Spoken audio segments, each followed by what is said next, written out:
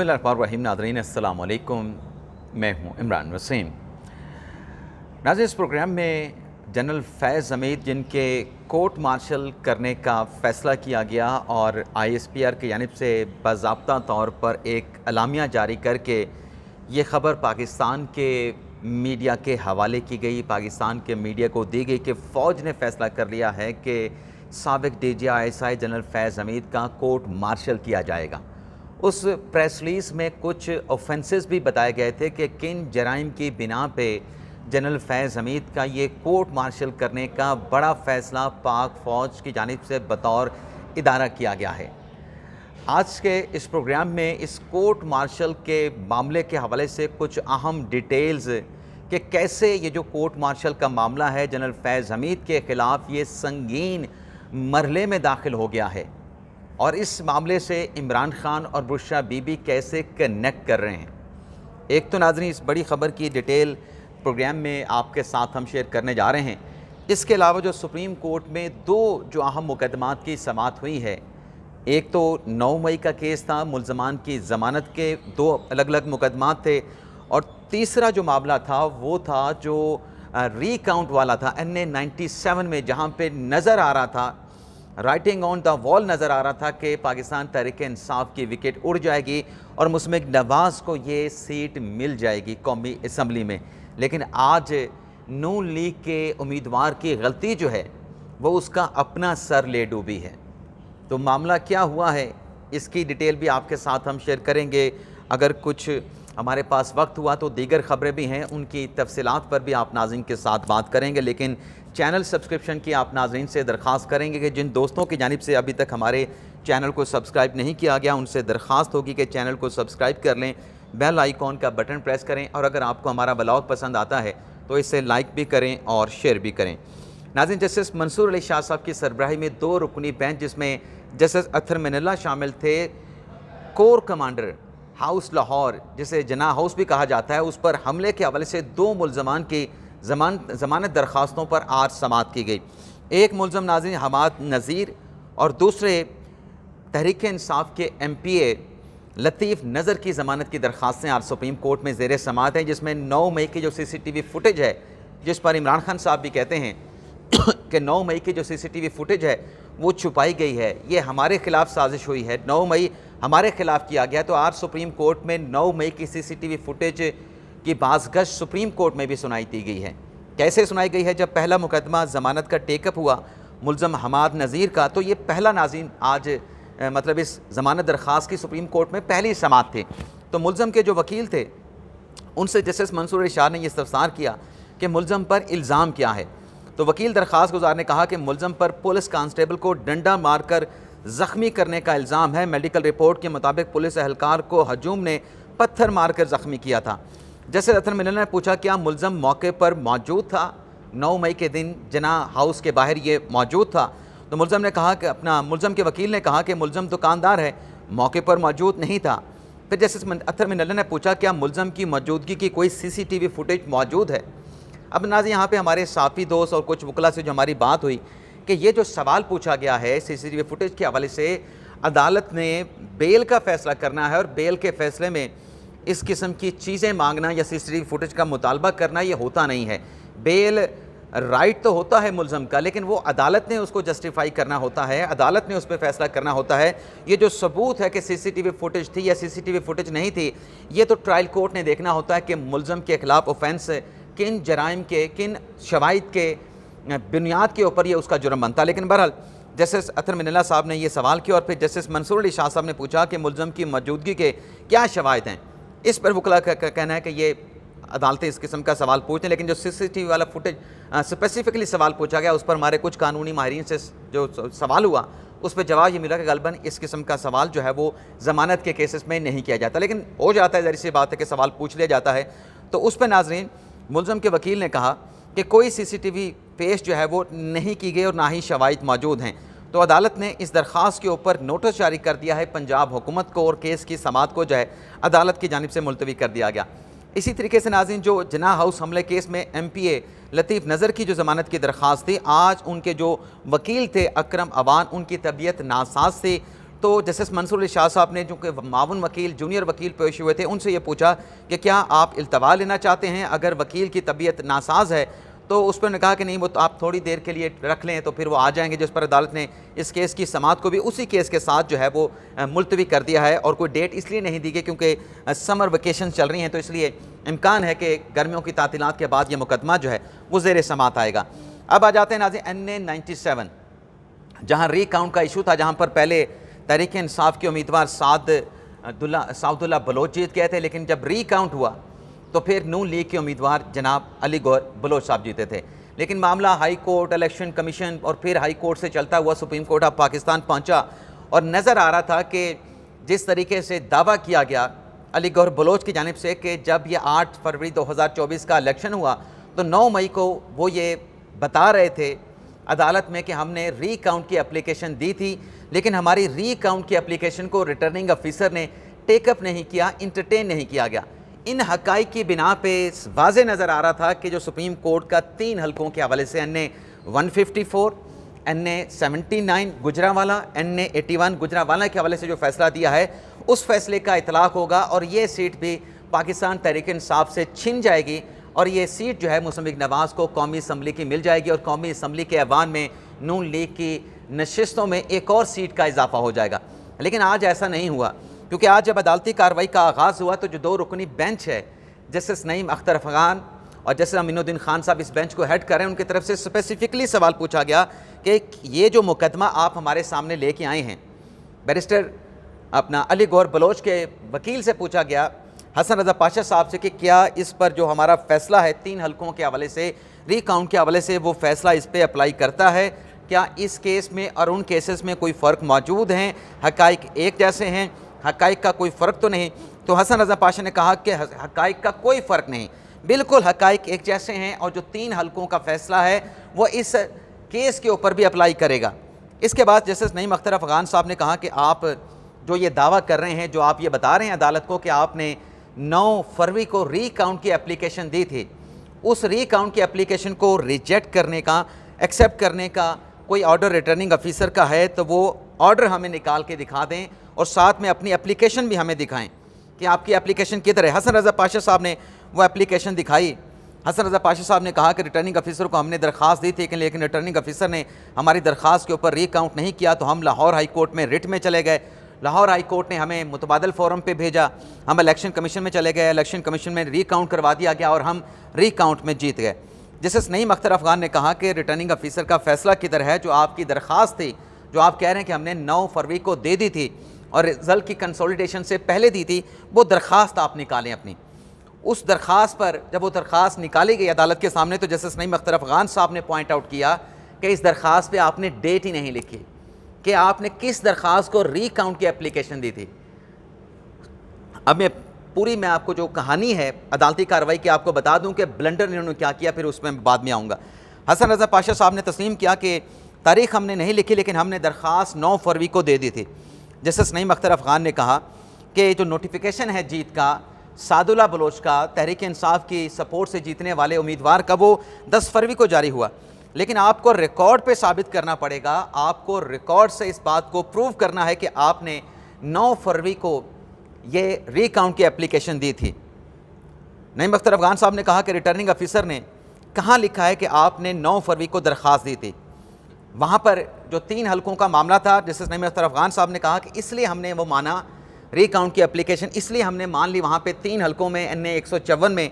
NA-79 और NA-81 में, क्योंकि वहाँ पे रिटर्निंग अफीसर ने ख़ुद इस बात को एडमिट किया कि दरख्वास्त उनके पास आई और दरख्वास्त के ऊपर रीकाउंट नहीं किया गया। यहाँ पर तो रिटर्निंग अफीसर इस बात को एक्सेप्ट ही नहीं कर रहा कि आपकी तरफ से कोई दरख्वास्त आई थी, और जो आप दरख्वास्त दिखा रहे हैं उस दरख्वास्त के ऊपर कोई तारीख़ ही नहीं है। अगर आप अपना केस बनाना चाहते हैं तो आपको रिकॉर्ड से दिखाना पड़ेगा, आपको साबित करना पड़ेगा कि 9 फरवरी को आपने रीकाउंट की एप्लीकेशन दी थी। अच्छा, दौरान समाअत जो है एक मुस्तरद शुदा वोटों के हवाले से भी मामला जो है वो अदालत के सामने रखा गया, हसन रज़ा पाशा की तरफ से, अली गौहर बलोच की तरफ से, लेकिन अदालत ने उस मामले को मुस्तरद कर दिया कि नहीं, जो आप रीकाउंट की बात कर रहे हैं, मुस्तरद शुदा वोटों के हवाले से आपकी जो दरख्वास्त है वो उसकी बात नहीं हो रही, जो आपकी रीकाउंट की एप्लीकेशन है आप वो दरख्वास्त दिखा दें। जस्टिस नईम अख्तर अफ़गान ने कहा कि हमने जो फ़ैसला 3 हलकों के हवाले से दिया था उसमें कानून को हमने क्लियर कर दिया है, कि अगर एक मरतबा रीकाउंट की एप्लीकेशन आ जाती है, रिजल्ट कंसोलिडेशन से पहले आती है, तो रिटर्निंग ऑफिसर पाबंद हैं उसके ऊपर रीकाउंट करवाने के। जस्टिस नईम अख्तर अफ़गान ने कहा कि यहाँ पर हक़ाइक़ मुख्तलिफ हैं।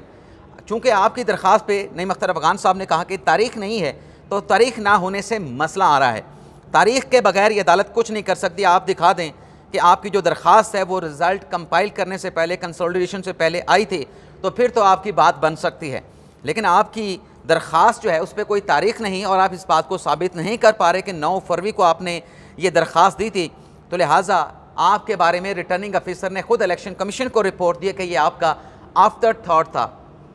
तो आफ्टर थॉट से तो हम रिकॉर्ड से तो साबित नहीं होता कि आपने रिकाउंट की एप्लीकेशन दी थी। और फिर इलेक्शन कमीशन के डीजी ने भी अदालत में आके कहा कि इनकी कोई दरख्वास्त ऐसी रिकाउंट के हवाले से रिकॉर्ड पर मौजूद नहीं है। तो इस तरीके से जो नून लीग के रहनुमा दावा कर रहे थे कि हमने 9 को दरख्वास्त दी है, वो अपनी 9 फरवरी की दरख्वास्त को अदालत के सामने साबित ना कर सके, जिसकी वजह से आज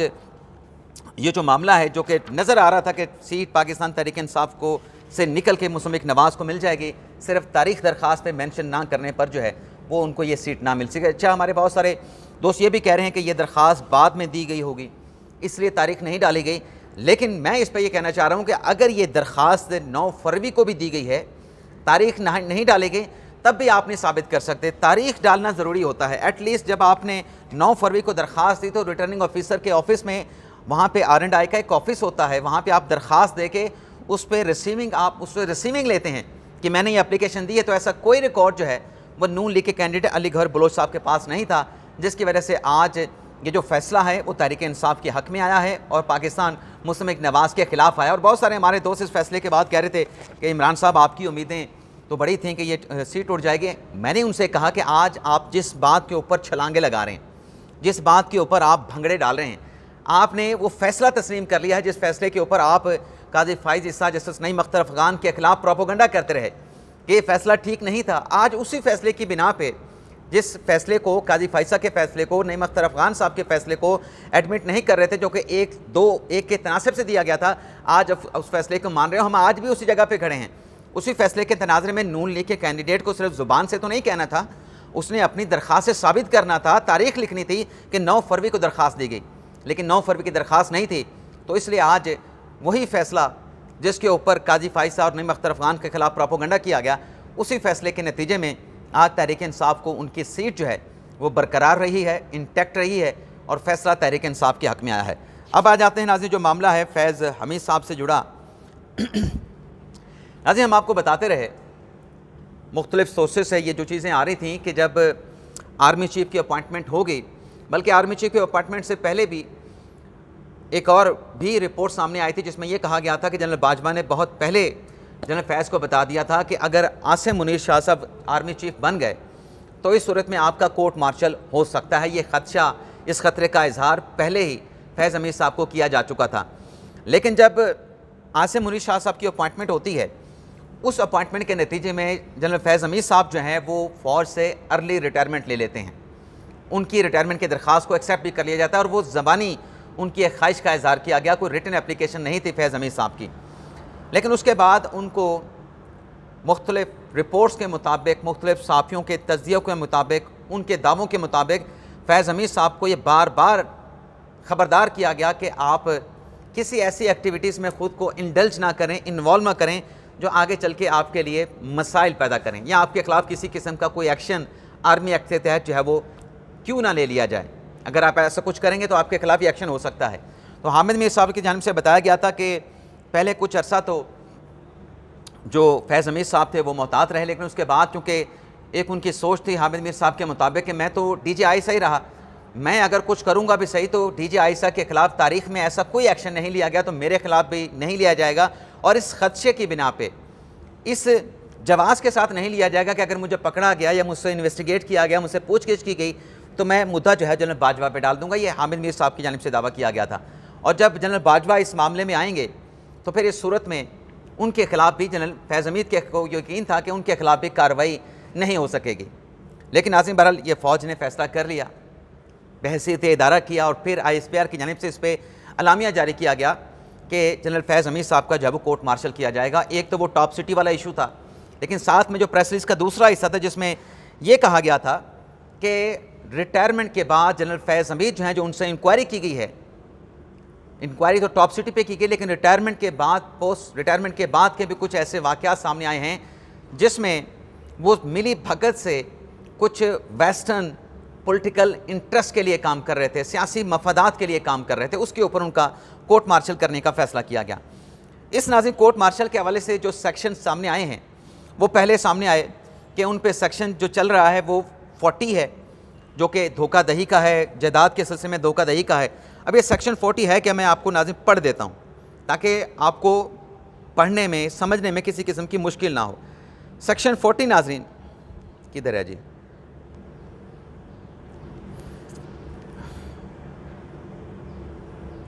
इधर गया, हाँ जी, ये fraudulent offence in respect of the property. अच्छा, इसमें जो पहला सेक्शन है वो आर्मी की प्रॉपर्टीज़ के हवाले से है। दूसरा सेक्शन गालिबन वो आएगा 40B, dishonestly receive or retain any stolen property of the nature specify in clause A knowing or having reason to believe the same to be stolen. और सी ये है कि in guilty of any other act or omission with the intent of the defraud or to cause wrongful gain or wrongful loss to any person. Any person की इन दो sections में बात की गई है, तो ये उस फ्रॉड के हवाले से है। लेकिन जो सेक्शन 31 है नाज़रीन, सेक्शन 31 है म्यूटनी यानी बगावत और इन सबऑर्डिनेशन यानी खिलाफ वर्जी के हवाले से है। और इसमें नाज़रीन बड़ा वाज़ेह तौर पे लिखा गया है कि जो सेक्शन 1 है 31 का, बिगेन इंसाइट यानी इंसाइट करना, उकसाना शुरू कर दें, कॉजेज़ और कंस्पायर साजिश करें with any other person to cause, किसी और शख्स के साथ। अब ये जो और शख्स नाज़रीन इसमें लिखा गया है, चंद रोज़ पहले एक्सप्रेस न्यूज़ के रिपोर्टर हैं खालिद महमूद साहब, उनका एक आर्टिकल, उनकी एक एक्सक्लूसिव खबर सामने आई जिसमें उन्होंने ये लिखा कि जो चकवाल से गिरफ्तारी तो हो गई फैज़ हमीद साहब की, लेकिन चकवाल से एक आईफ़ोन मिला है। चकवाल में फैज़ हमीद साहब की रहाइशगाह है। उस आईफ़ोन से फैज़ हमीद साहब के बुशरा बीबी साहबा के साथ पोस्ट रिटायरमेंट के बाद और पहले के राब्ते सामने आए हैं। उसमें सहूलतकारी और जो राब्ते थे वो चीज़ें साबित हो चुकी हैं कि फैज़ हमीद बुशरा बीबी के ज़रिए इमरान खान के साथ रवाबित में थे। तो ये जो चीज़ है, ये बुशरा बीबी साहबा वाली ख़बर तो दे दी कि वो कनेक्टेड थी, राब्ते में थी फैज़ हमीद साहब के साथ। तो बुशरा बीबी साहबा के साथ फैज़ हमीद साहब के ये अब तक की जो चीज़ें रिपोर्ट हुई हैं, जो सामने आई, उसकी बुनियाद पर मैं कह रहा हूँ, क्यों राब्ता करेंगे बुशरा बीबी साहबा के साथ पोस्ट रिटायरमेंट से पहले और रिटायरमेंट के बाद? जाहिर सी बात है कि उसमें इमरान खान साहब को पैगाम पहुंचाना हो सकता है, इमरान खान साहब से रब्ता हो सकता है, इमरान खान साहब को कुछ बताना हो सकता है, या उनसे कुछ इंस्ट्रक्शंस आ रही हैं तो वो बुशरा बीबी साहबा के ज़रिए फैज़ हमीद तक जाएंगी, ये मामला हो सकता है। एक तो नाज़रीन ये हो गया। फिर सेक्शन 31 बगावत और खिलाफ वर्जी के हवाले से, जिसमें सज़ा जो है वो डेथ भी है और इससे कम भी हो सकती है आर्मी एक्ट के कानून के मुताबिक। जो फ्रॉडलेंट वाला है उसमें 5 साल की सज़ा हो सकती है। लेकिन नाज़रीन अब इसमें सेक्शन 26 भी आ रहा है। सेक्शन 26 जो है नाज़रीन वो है डिस्क्लोजर ऑफ द पेरोल और वॉच वर्ल्ड। अब मुझे इसका पूरा समझ नहीं लगा कि ये सेक्शन किस हवाले से है, लेकिन ये सेक्शन कहता ये है कि अगर आप इस सेक्शन 26 की खिलाफ वर्जी करते हैं दौरान सर्विस, तब तो सज़ाए मौत या उससे कम सज़ा जो कि कानून बताए वो हो सकती है। लेकिन अगर फॉल सर्विस के बाद ये जुर्म होता है सेक्शन 26 का, तो इस जुर्म के इर्तिकाब पे 5 साल की सज़ा हो सकती है। और यह ख़यानत और गद्दारी के हवाले से ये सेक्शन है। सेक्शन 26 भी ख़यानत और गद्दारी के हवाले से है। लेकिन अब सेक्शन 55 और 55 भी आ रहा है, वो भी कहा जा रहा है कि ये मामला भी फैज़ हमीद साहब वाला सेक्शन 26 की तरफ भी जा सकता है, 55 की तरफ भी जा सकता है और 50A की तरफ भी जा सकता है। अब सेक्शन 55 जो है वो violation of good order and discipline है, यानी इसमें any person subject to this act, यानी आर्मी एक्ट का जो सब्जेक्ट होगा, who is guilty of any act conduct disorder or neglect to the prejudice of the good order of the military discipline shall on conviction of the court martial, यानी उसका भी court martial होगा section 55 के तहत, और उसको जो है 5 साल की जो है इसमें regular imprisonment for the term which any extend to the 5 year, 5 साल तक इसमें, या इसे 5 साल से कम हो सकती है। तो ये भी मामला कोर्ट मार्शल का सेक्शन 55 की तरफ भी जा रहा है। ना सिर्फ 55 की तरफ जा रहा है बल्कि सेक्शन 55A का भी मामला इसमें कहा जा रहा है कि उस तरफ भी मामला जा सकता है। और सेक्शन 55 नाज़रीन है मफादात के टकराव के हवाले से, conflict of interest. A person who is or has been subject to this, यानी था या है या था, आर्मी एक्ट का सब्जेक्ट था और 5 साल तक जो है वो किसी भी जगह पे एम्प्लॉयमेंट या कंसल्टेशन की जॉब नहीं कर सकता, जिससे जो उसकी जिस जहाँ पे वो जॉब करे, मैं नाज़िम पढ़ देता हूँ। A person who is or has been यानी दोनों subject to this act during the proceeding of the 5 year shall not directly or indirectly enter into the employment, यानी रिटायरमेंट के बाद ही आप कर लें, रिटायरमेंट के बाद वाला ही उन पे लगेगा ना, किसी ऐसी नौकरी में या कंसल्टेशन में नहीं, मतलब वो इंडल्ज होगा, शामिल होगा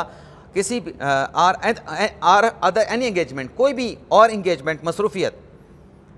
with any entity having conflict of interest, किसी भी तंजीम के साथ जहाँ मफादात का टकराव होगा, with any of the activities of the arm forces of the Pakistan और इट्स एफिलेटेड इंटिटीज़, यानी जो आपकी एक्सपर्टीज़ हैं, अगर वो तंजीम उन एक्सपर्टीज़ को इस्तेमाल कर रही है तो ये मफादात का टकराव होगा। तो ये सेक्शन 55 की तरफ भी जा सकता है, लेकिन सेक्शन 55A भी इसमें ये है कि अगर कोई रिटायर्ड मुलाजम जो है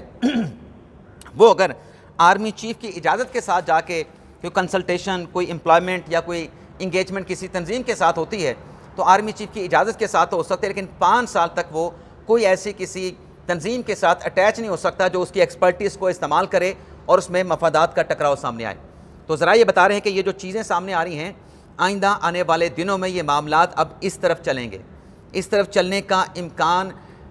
ज़ाहिर किया जा रहा है कि ये सेक्शन 26, सेक्शन 55 और 50A की तरफ ये मामला चल सकते हैं। 31 और 40 को तो क्लियर कर रहे हैं, लेकिन इस तरफ भी कह रहे हैं कि मामला जो कोर्ट मार्शल का है, इस तरफ भी जो है वो अब बढ़ने का इम्कान जो है वो गालिब इम्कान मौजूद है। इजाज़त चाहते हैं नाज़रीन, अल्लाह हाफ़िज़।